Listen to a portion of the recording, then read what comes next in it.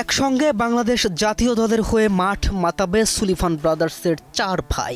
গোল, attack, defence ভাগ, চার ভাইয়ের বিশ্বস্ত পা পাহারা দিবে বাংলার সীমানা। ভক্তদের মনে কৌতূহল, একসঙ্গে সুলিভান ব্রাদার্সের চার ভাই কি একই দলে খেলতে পারবে? কেননা ফুটবল মাঠে এক দলের 11 জন ফুটবলারের রোল 11 রকম, সম্পূর্ণ আলাদা।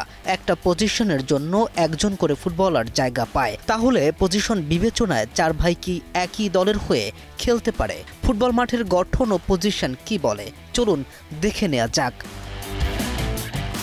রোনান সুলিভান অনূর্ধ্ব 20 সাফজয়ী স্ট্রাইকার, সবার সামনের পজিশনটা দখল নিতে পারে। সদ্য 20 পেরুনো এই ফুটবলার গতি, ড্রিবলিং, ডিফেন্সকে ফাঁকি দিয়ে নিখুঁত শটে গোল করা। সাফ চ্যাম্পিয়নশিপে নিজেকে প্রমাণ করে দিয়েছেন তিনি।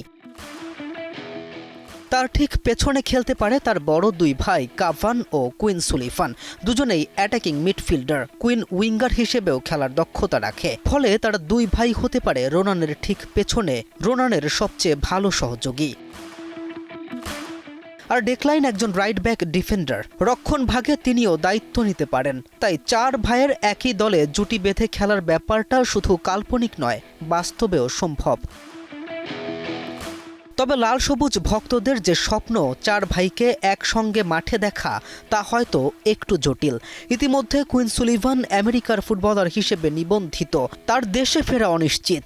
কাভান সুলিভানের দেশে ফেরা না ফেরা নিয়ে গুঞ্জন থাকলেও ভিত্তিযোগ্য কোনো তথ্য এখনও পাওয়া যায়নি। ছোট্ট দুই ভাই রোনান ও ডেকলাইন ইতিমধ্যে অনূর্ধ্ব 20 দলের হয়ে খেলে যাচ্ছে। তারাও পারফরমেন্স ধরে রাখলে হয়তো অচিরেই সিনিয়র দলেও ডাক পাবে। কিন্তু টিম কম্বিনেশন দলে বাকি সদস্যদের জায়গা দখল এতটাও সহজ হবে না।